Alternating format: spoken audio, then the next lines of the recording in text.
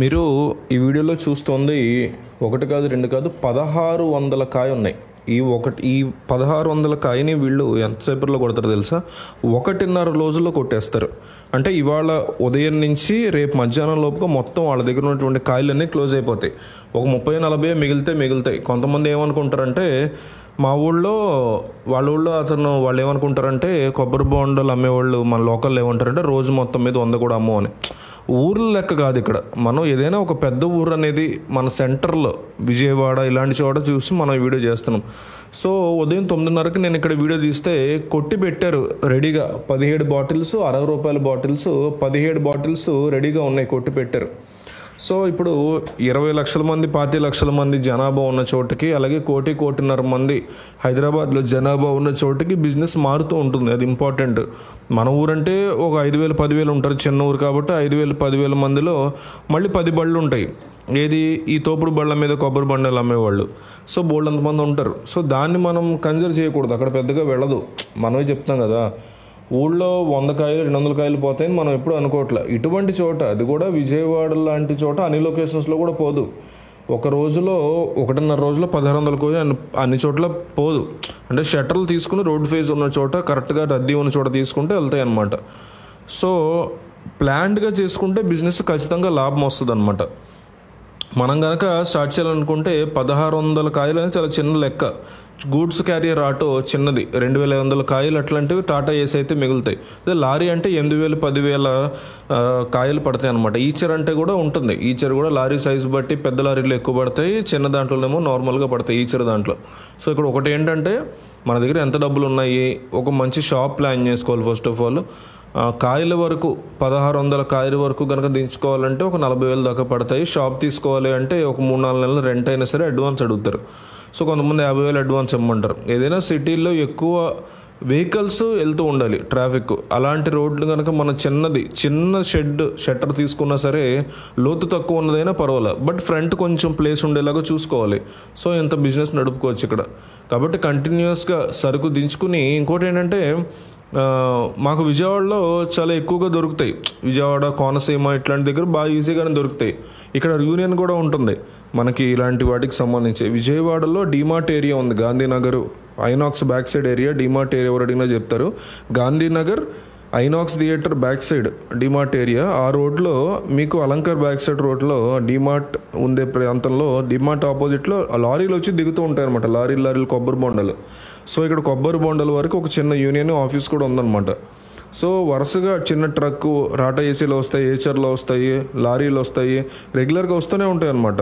So ఇక్కడ నుంచి చిన్న వ్యాపారస్తులు మొత్తం తోపుడు బళ్ళ మీద, గూడ్స్ క్యారియర్ ఆటో మీద 1000 కాయలు 500 కాయలు తీసుకుని వెళ్ళిపోతుంటారు అన్నమాట లోకల్లో.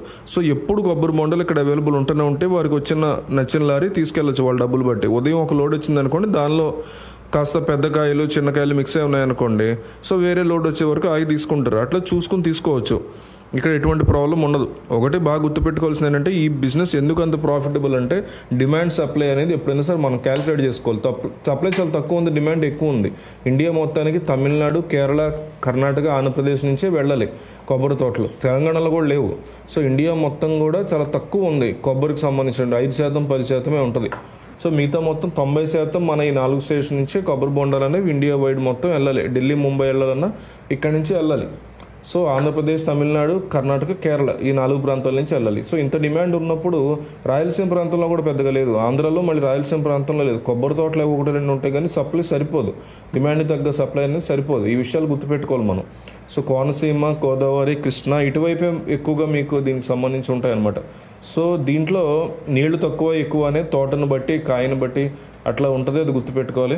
కేరళ బొండలు అనేవి మనకి చాలా ఎక్కువగా ఉంటాయి అక్కడ వాటర్. దాంట్లో పొల్లాచి నుంచి, తమిళనాడు సైడ్ నుంచి. సో కొబ్బరి బొండాలు మీ ప్రాంతం బట్టి, ఇది డైలీ మార్కెట్ కూడా ఉంటుంది. సో డిమాండ్ బట్టి తగ్గుతూ ఉంటుంది. 24 రూపాయలు, 25 రూపాయలు నడుస్తుంది పెద్ద బొండం. చిన్న సైజు అనుకోండి, చిన్నదాన్ని నెంబర్ అని పిలుస్తారు, చిన్న సైజుని.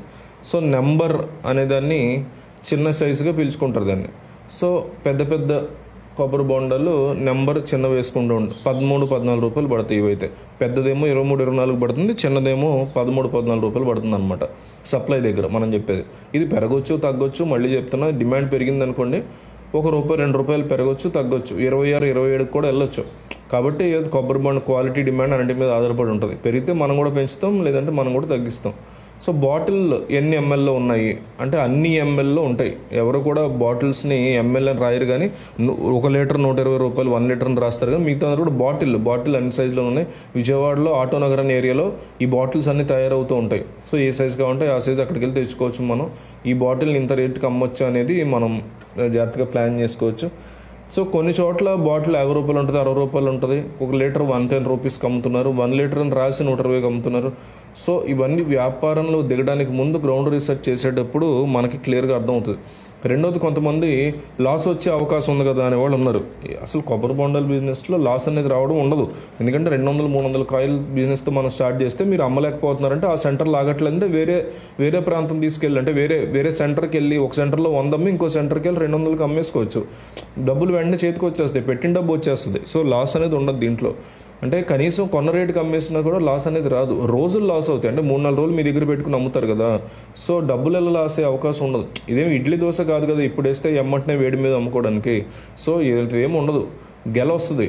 ఈ రోజులు పెరిగే కొద్దీ గెల ఇట్లా ఊడిపోతుంటుంది, ముచ్చుకలు.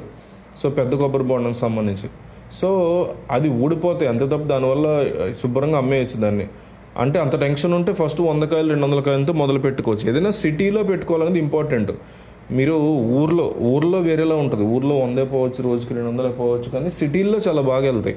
సో జిల్లా కేంద్రానికి రండి. మీది అనంతపురం జిల్లా అయితే అనంతపురానికి వచ్చేసేయండి, కర్నూలు జిల్లా అయితే కర్నూలుకి వచ్చేసేయండి, నిజామాబాద్ జిల్లా అయితే నిజామాబాద్ పట్టణానికి వచ్చేసేయండి, మీరు ఆదిలాబాద్ ఉంటే ఆదిలాబాద్కి వచ్చేసేయండి, వరంగల్ జిల్లా అంటే మెయిన్ వరంగల్ ప్రాంతానికి రండి, హన్మకొండ లాంటి ప్రాంతానికి, విశాఖపట్నం, వరంగల్ ఇలాంటి పట్టణ ప్రాంతానికి వెళ్ళే వాళ్ళకి బాగా ఉపయోగపడుతుంది.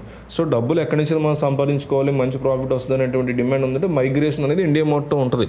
ఎక్కువ చోట నుంచి ఇంకో చోటకి వెళ్ళి సంపాదించే వాళ్ళు ఎక్కువ మన ఊళ్ళోనే ఉండాలి, అక్కడే సంపాదించుకోవాలంటే ఆధునిక పద్ధతిలో రీసెర్చ్ చేసి అగ్రికల్చర్ చేసుకోవడం తప్ప ఇలాంటివి అయితే కష్టం. సో చిన్న ఊర్లో ఉండి ఇలాంటివి చేయడం కష్టం కాబట్టి జిల్లా కేంద్రాలకు వచ్చి బ్రహ్మాండంగా బిజినెస్ చేసుకోవచ్చు. రోజుకి 5,000 గ్యారంటీ సంపాదించుకోవచ్చు.